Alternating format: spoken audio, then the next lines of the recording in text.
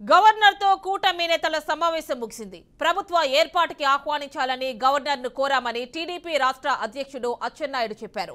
త్వరగా ప్రభుత్వ ఏర్పాటుకి ఆహ్వానాన్ని గవర్నర్ చెప్పారని తెలిపారు.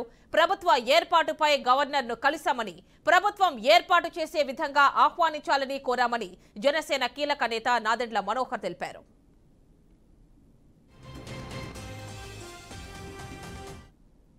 Letter to him that he should invite Sri Chandrababu Naidu ji to form the government immediately, for which the governor has responded and he said that following the due procedures, we will immediately call Sri Chandrababu Naidu ji to form the government. That may be any time today when he will invite, and tomorrow, as we all know. మా party అధ్యక్షుడు పవన్ కళ్యాణ్ గారు నారా చంద్రబాబు నాయుడు గారిని NDA కూటమికి ముఖ్యమంత్రిగా ఆయన ప్రతిపాదించినప్పుడు శాసనసభ్యులందరూ కూడా ఏకగ్రీవంగా దాన్ని ఆమోదించారు.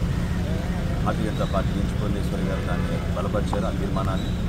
ఆ తీర్మానాన్ని అదేవిధంగా ఆ రెజల్యూషన్ మొత్తం కాపీ తీసుకొచ్చి ఈరోజు ముగ్గురం కూడా గవర్నర్ గారికి అందించడం జరిగింది. గవర్నర్ గారు ఈరోజు సాయంత్రం మొత్తం ప్రభుత్వం ఆహ్వానిస్తామని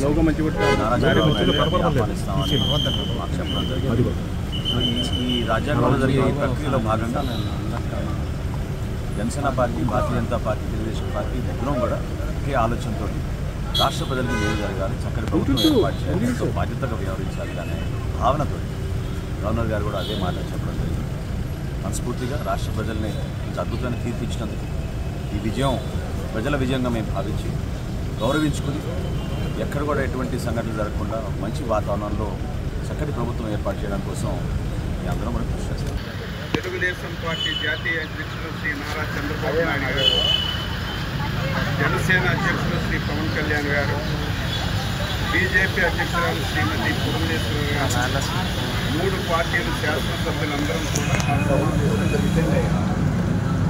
సమావేశంలో ఎన్డీఏ శాసనసభ పక్ష నాయకుడిగా శ్రీ నారా చంద్రబాబు నాయుడు